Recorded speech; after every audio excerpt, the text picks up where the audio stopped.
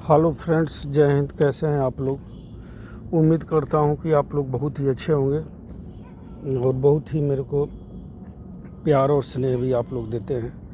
आज का जो मैं जानकारी देने वाला हूं, जो भी व्यक्ति इसको समय हो या ना हो, ज़्यादा नहीं सुनना तो 1 मिनट सुन लेना मेरे प्यारे भाई। वहीं से आपकी एक ज़िंदगी की नई शुरुआत होगी और आपके लाइफ में परिवर्तन आना चालू होगा। ज़्यादा नहीं तो 1 मिनट सुन लेना। आपकी ज़िंदगी का परिवर्तन नहीं चालू हुआ तो आप मेरे को कमेंट में लिख करके बताना कि आपका जो वीडियो था वो गलत था। मैं एक फौजी भाई आप लोगों को कभी भी बीती हुई घटनाओं के ऊपर ही कोई चीज़ बताता हूँ। अभी पॉइंट मेरा स्टार्ट हो रहा है। आज हम जो बात करेंगे उस बात में ये है कि इस धरती पे जितने भी इंसान ने जन्म लिया है, उस इंसान का एक बहुत बड़ा कर्तव्य है। कर्तव्य ये है कि बहुत लोग जो है जन्म लेने के बाद जिस तरीके से हैं वो घर परिवार से, पहले तो लोग बच्चों को पढ़ाते नहीं थे, फिर उनसे जैसे थोड़ा सा बड़े हो गए तो मजदूरी वगैरह चालू करा देते थे, और जो अच्छे घर के लोग थे बच्चों को पढ़ाते थे तो उनको अच्छी अच्छी जॉब मिल जाती थी। आज से 25 साल 30 साल पहले जो है, 35 साल पहले, आज से 30 साल पहले जो है, इंटरमीडिएट या ग्रेजुएशन पर ही लड़के जो है बड़ी बड़ी नौकरियां हासिल कर दिए।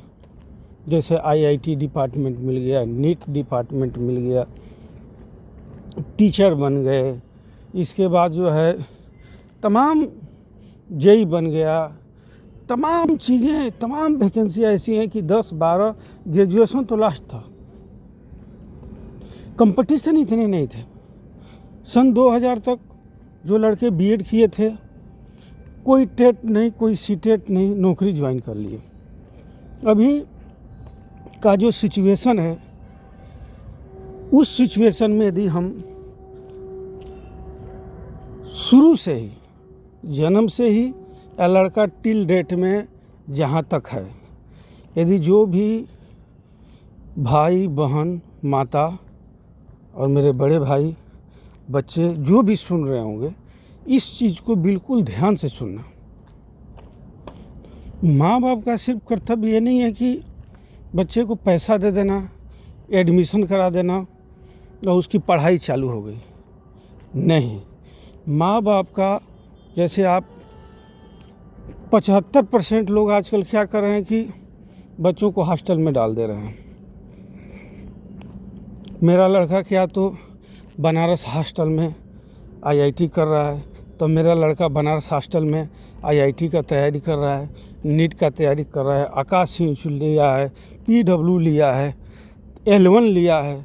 तमाम 2.5 लाख रुपया उसका साल का खर्चा है। ठीक है, तैयारी कर रहा है। उसका पेपर जेई मीन्स का इस महीने में है, एनडीए का इस महीने में है, नीट का इस महीने में है। कोचिंग वाला इतना लेता है, खाने का इतना लेता है।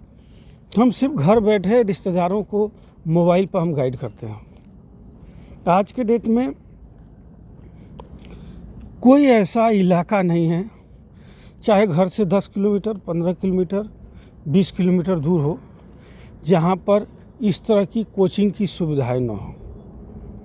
यदि आपने बच्चे को हॉस्टल में डाल दिया तो आपका कर्तव्य है मोबाइल से नहीं, उसको हफ्ते में, महीने में, 10 दिन पे, 4 दिन पे वहाँ पे जाना, उसकी पूरी जानकारी लेना, उसके साथियों से पूछना, उसकी एक्टिविटी चेक करना।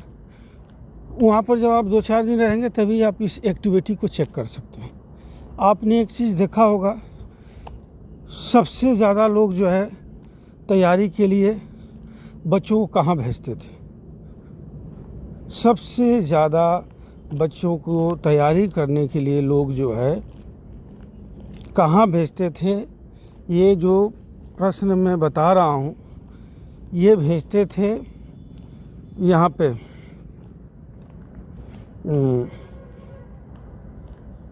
पटना, इलाहाबाद, दिल्ली, इसके बाद चेन्नई, बंगलोर, यहाँ पे सबसे ज़्यादा बच्चों को भेजा जाता था और बच्चे जो है हॉस्टल में रहते थे और हॉस्टल में रहने के बाद जो है तैयारियां करते थे। बच्चा जब घर से आता है तो उसका माइंड बिल्कुल फ्री रहता है, मतलब उसका माइंड खाली रहता है। जब गांव से सिटी में आता है तो उसका माइंड बिल्कुल खाली रहता है और वो जब वहाँ रहना चालू होता है तो उस रूम में सिंगल नहीं 2 आदमी 3 आदमी हॉस्टल में होते हैं, तो उसमें से ये तो माइंड इसका खाली है। अगले 2 आदमी का जो विचार है वो गलत विचार है, वो नशा कर रहा है या लड़कियों के बारे में बात कर रहा है, वीडियो कॉल कर रहा है, एनीथिंग कुछ भी कर रहा है या कोई भी चीज़ का शिकार हो रहा है या पैसा वेस्ट कर रहा है, शराब पी रहा है, इसलिए कि वो हो सकता है कि थोड़ा अच्छे घर से हो, वो कहीं और हॉस्टल में रहा हो तो अगला पड़ोसी को देख करके उसका जो है ऐसे हैबिट ख़राब हो गया। तो ये लड़का आपका, इसका माइंड खाली है, वो देखेगा कि इसकी तो 3 गर्लफ्रेंड है, अच्छा ये वोडका भी पीता है, सिगरेट भी पीता है, चिकन भी बाहर से मंगा खाता है, इसमें है क्या, चलो मैं भी टेस्ट करूं। कितना भी सही लड़का है, संगत का बहुत बड़ा असर, बहुत बड़ा भी प्रभाव पड़ता है। कई जगहों पे जो रिजल्ट और रेशियो आया है बच्चों का सुसाइड के हॉस्टल के अंदर, बच्चों को हनी ट्रिप्स जैसे मैटर जैसे हॉस्टल में बनाना और उसको गुमराह करना, ब्लैकमेल करना। मेरा एक रिलेटिव का लड़का ज़्यादा दूर नहीं बनारस में जाता है, हॉस्टल का नाम नहीं बताऊंगा, +2 करके जाता है वहाँ पर तैयारी करने के लिए, रेलवे का या किसी भी चीज़ का, एनीथिंग। 3 महीना रहता है वो, गांव से बिल्कुल फ्री माइंड, अच्छा लड़का जाता है। वहाँ पे जो पुराने हैं उनकी सब गर्लफ्रेंड वगैरह हैं, इसको देखते हैं कि हाँ भाई तुम्हारे फादर क्या करते हैं, मेरे फादर ये हैं, भाई क्या करता है ये है, मदर क्या करती है, ये तो अच्छे घर से है, इसको ब्लैकमेल करते हैं, इससे भी हम कुछ खर्चा लेंगे और हमारा पीने खाने का काम चलता रहेगा। तो इस तरीके से जो है उसको ब्लैकमेल करना चालू किया इन्होंने। लड़की खड़ी है, ये भी खड़ा है, अरे आ जाओ थोड़ा फ़ोटो खींच ले, फ़ोटो खींचे सब उसमें और वही फ़ोटो का एडिट करके और इसको ब्लैकमेल करना चालू किया। देख लो, तुम बताओ, नहीं तो पैसा दो, नहीं तो ऐसे करो, तुम लड़की के साथ ऐसा किए हो, वो किए हो, उससे पैसा लेना चालू किए। वो लड़का 15 दिन तक घसीट रहा, पढ़ाई नहीं कर पाया। अच्छा है कि माँ बाप के संस्कार से वो गया था और सीधा बिस्तर उठाता है, अपने घर रिपोर्ट कर देता है। नहीं तो वो लड़का का एक ही ऑप्शन बच रहा था, फांसी लगाना।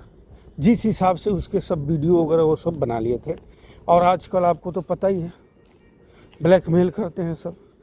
तो आप कितने भी अच्छी हॉस्टल में, कितनी भी अच्छी संस्था में यदि बच्चे को यदि आप भेज रहे हैं तो आपका काम है जाना वहाँ, बच्चे से बैठ के बात करना, घंटा भर 2-2 घंटे रहना वहाँ, उसकी प्रक्रिया देखना, एक्टिविटी देखनी, और वो सब चीज़ें करने के बाद जब आप बच्चे के पास महीने में 4 बार 5 बार जब जाएंगे तो जो वहाँ पर गैंग होगी, जो बदमाश भी होंगे, वो भी डरेंगे, यार इसका भाई आता है, इसकी मम्मी आती है, इसके पापा आते हैं, तो ये बता देगा तो हम पकड़े जाएंगे, इसलिए कि वो तो बच्चा है। और बच्चों को मैं ख़ास करके बताता हूँ, आजकल जो ज़माना चला हुआ है, किसी आप लड़की से बात कर रहे हो या फ़ोटो खिंचवा रहे हो या कॉलेज में फ़ोटो खींच लिया, तो आजकल जो है फ़ोटो एडिटिंग करके लोग उसके साथ गलत लगा के और आपको ब्लैकमेल करने की कोशिश करते हैं। ऐसा जैसे आपके साथ होता है सबसे पहले आपने पुलिस कंप्लेंट करनी है और तुरंत पेरेंट्स को खबर करना है, वहाँ के जो लोग हैं उनको करना है। एक चीज़ इसमें और आता है, जैसे हॉस्टल में जो 2 नंबर के लड़के होते हैं, इनकी एक टीम बन जाती है, एक इनका ग्रुप बन जाता है, एक गैंग बन जाता है। जैसे पहले गांव में डकैतों का गैंग होता था, तो ये क्या है कि बाकी बच्चों को डरा के रखते हैं। तो डरा के रखते हैं, तुम्हारा ऐसा करेगा तो गला काट देंगे, तू ऐसा करेगा तो तेरा ये कर देंगे, तेरा ऐसा करेगा तो वो कर देंगे, तेरा हम लोग वो फाड़ देंगे, कागज़ फाड़ देंगे, डॉक्यूमेंट जला देंगे। तो बच्चा जो है थोड़ा डर जाता है। लेकिन कहने का मतलब ये है कि क्या हाल है, बच्चा डर जाता है। डरना नहीं है, इस गैंग से कुछ नहीं घबराना है। आपने तुरंत, तू बाहर निकलेगा गेट से तो तेरे को हम चाकू मार दें, कभी भी इन सब से घबराना नहीं है। तुरंत उनके पुलिस केस ठोको, अपने घर वालों को इमीडिएट करो, रिश्तेदार को इमीडिएट करो, सीधा लोग जाएंगे, सीधा वहाँ कार्रवाई होगी, हॉस्टल से बाहर निकाले जाएंगे। कभी डरना नहीं है, घबराना नहीं है, कदम को आगे बढ़ाना है, आपका कर्तव्य है। अब बच्चों के प्रति मैं थोड़ा सा बता देता हूँ। जो भी बच्चे हॉस्टल में रह रहे हैं, माँ बाप का दूध का कर्ज आपको उतारना है मेरे प्यारे भाई। पढ़ाई लिखाई करने के लिए भेजा गया है, उसी हॉस्टल में तैयारी करके हर साल कितने लाखों लोग बच्चे IIT, नीट और NDA, तमाम तरह की, इलेक्ट्रिक विभाग, जल विभाग, सब में नौकरियां पाते हैं, टीचर बनते हैं, PhD करके प्रोफेसर बनते हैं, तमाम तैयारियां करते हैं सब, और अपनी कामयाबी को हासिल करते हैं। इसके बाद ज़िंदगी को एंजॉय करते हैं। स्टूडेंट लाइफ कष्टकारी है, पढ़ाई करने के लिए है, न कि आपको एंजॉय करने के लिए है। उसमें नमक रोटी खा के आपका टारगेट ये होना चाहिए, जब आप अपनी सोच को बड़ा रखोगे तभी आप आगे जा सकते हो। जैसे आपको ये है कि मेरे को IIT निकाल के प्रोफेसर बनना है, तो आपका टारगेट PhD का होना चाहिए कि यार मैं PhD करके प्रोफेसर बन जाऊं। अभी आप जैसे IIT का है तो बोलो मैं IIT का भी तैयारी कर लेता हूं, NDA का भी तैयारी कर लेता हूं, नीट का भी तैयारी कर लेता हूं, ठीक है। लेकिन नीट का पेपर सब लोग दे नहीं सकते हैं। तो कहने का मतलब ये है कि 4-5 टारगेट आप लेके चलेंगे, तब जाकर के आप एक में कामयाबी हासिल होंगे। तो मेरे प्यारे भाइयों, उन माँ बाप से, उन बच्चों से, उन बहनों से और मेरी माताएं जो हैं उनसे रिक्वेस्ट है कि जब भी, कोशिश तो आप ये रखो कि नियरेस्ट होम के नज़दीक बच्चा पढ़े, वो बहुत बेटर होता है। और यदि नियरेस्ट नहीं है, यदि हॉस्टल में पढ़ाई कर रहा है, तो आप लोगों को खुद उसके प्रति सावधान होना पड़ेगा और बच्चे को जो है हमेशा देखभाल करनी पड़ेगी। आप लोग को जो मैंने आज चीज़ बताया है और कल जो मैं वीडियो डालूँगा, इसके आगे का मैं डालूँगा कि आज की डेट में इस साल का या पिछले साल का यदि आप रेशियो देखेंगी तो हॉस्टल के अंदर सबसे ज़्यादा सुसाइड केस। दूसरा चीज़, माँ बाप और क्या गलती कर रहे हैं, यदि लड़के को तैयारी करने के लिए भेज दिया, वो मैं जगह का नाम बताने वाला था जहाँ पे सबसे ज़्यादा सुसाइड केस हुआ है, और वहाँ अभी पब्लिक जाना बंद कर दी है।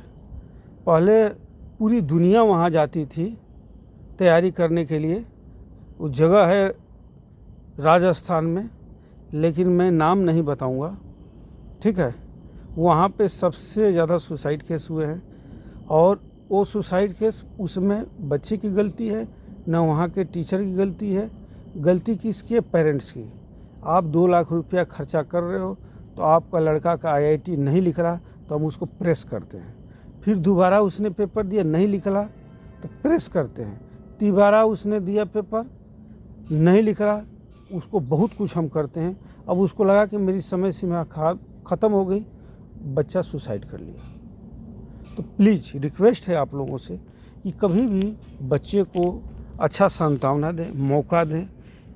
बाई चांस नहीं भी निकला यार, तो आपका बेटा तो आपके सामने है, प्राइवेट नौकरी करके भी आप लोगों को 2 रोजी रोटी खिला सकता है और जो पैसा खर्च हुआ उसको दे सकता है। जय हिंद है, राम राम, सबको सम्मान है आप लोगों का। Good night.